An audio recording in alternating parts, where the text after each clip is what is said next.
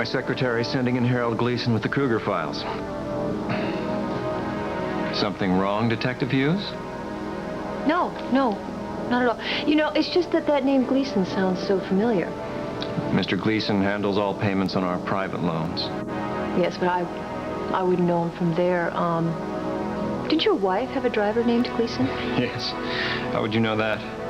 Well, my mother-in-law runs a boutique, Fashions, and I was there on several occasions when Harold was picking up packages for your wife.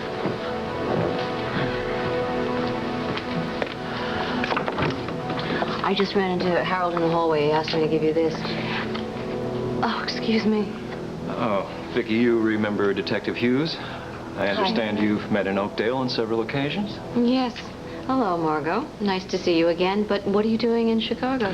Well, she had a few questions about a loan we made to Gavin Kruger. I'm sure you'll find all the answers you need in there. I would have called first, but I was not sure that I was going to make it here. Thought that you... Scott, wait, please. I would like for you to meet my other son, Tom Hughes. Tom, this is Scott Eldridge, your half-brother.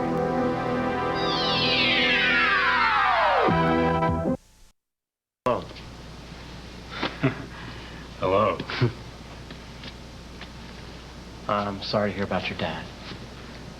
Well, I'm sure your mother told you it was expected, so we were ready. Well, it doesn't make anything like this easier, though. No. Oh, you met my dad? I did. I drove up here about a week ago to check on my mom, yeah.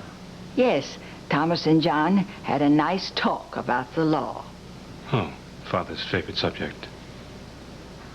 Well, I'm sorry that Margo couldn't be here, but I'm sure someone had to look after the children. Margo's in Chicago on business. That's my wife. She hopes to make it here for the services. Well, Robert's waiting in the limousine, and we really should get to the church a little ahead of the others. Well, I do have a car, so don't let me hold you up. Well, I had just asked Lisa to ride with us. Oh, no. No, she'll be much more comfortable with her son. Let's go ahead. All right, then. We'll meet you at the church. Do you know your way? Yeah, of course she does. The last thing Father did before he died was show me pictures of their wedding. It's in the same church. Well, we must be going.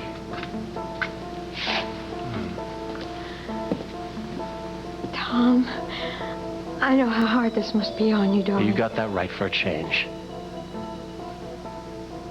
Last 5 minutes have been the most difficult of my life. I can't even imagine how I'm going to get through the next 2 hours.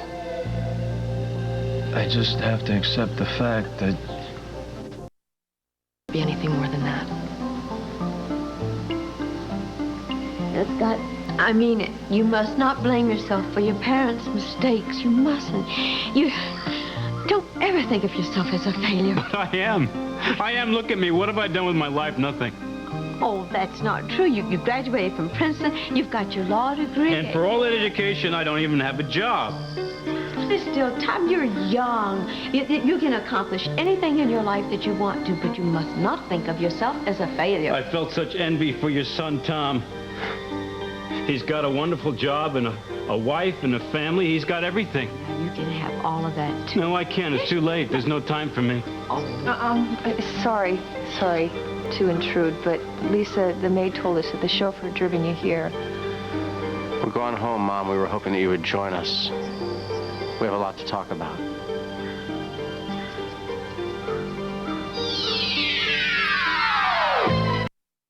Back to Europe right away.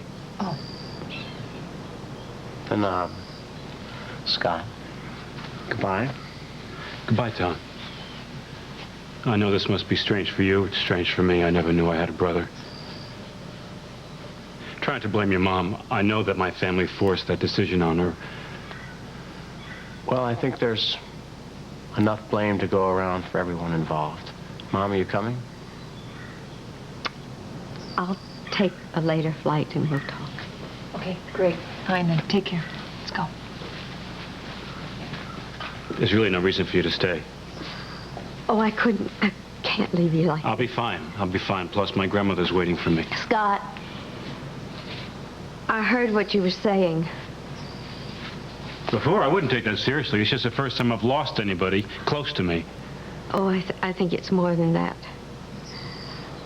I think you should realize that your father, well, his attitude towards you was not disappointment in you.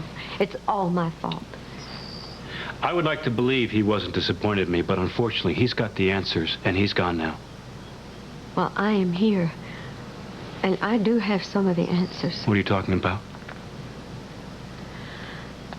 Well, I think it's time that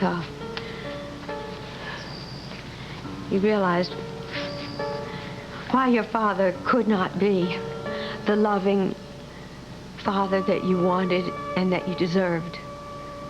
I'm to blame for that.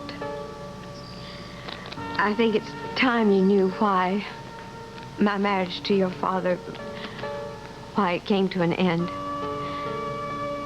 Look, I've never told Tom this. No one in my family knows, and I pray that they never will. But when our marriage was really coming to an end, your Uncle Thomas was there for me. He comforted me, and he protected me from your grandmother's wrath. He was kind to me. And in the end, he fell in love with me. And how did you feel about him? I fought how I felt about him. Believe me, I fought it very much. But as time went on, I did fall in love with him. And so I decided I was going to divorce your father. And I was going to run away with Thomas. But then I discovered that I was pregnant with John's child. When I told Thomas, he seemed to understand. But then, without my knowing it, he went to John and he told him that I was going to have his child. What are you saying? That Thomas was killed in a car crash right after that, before I had a chance to set things straight. And I ran away. Oh, I was so determined to have my baby and raise my baby the best way I possibly could. But Helen and John found me. I was in St. Clair, you know, that's in Canada. And they forced me to give you away. And in my bitterness, I never told them the truth. So I kept my silence all these years. It was only the night before John died that I told him the truth. That was the night you noticed that there was a difference in his attitude toward you. I told him that you were not Thomas's child, but you were indeed his child. I'll be back as soon as I finish talking to Beatrice. I love you.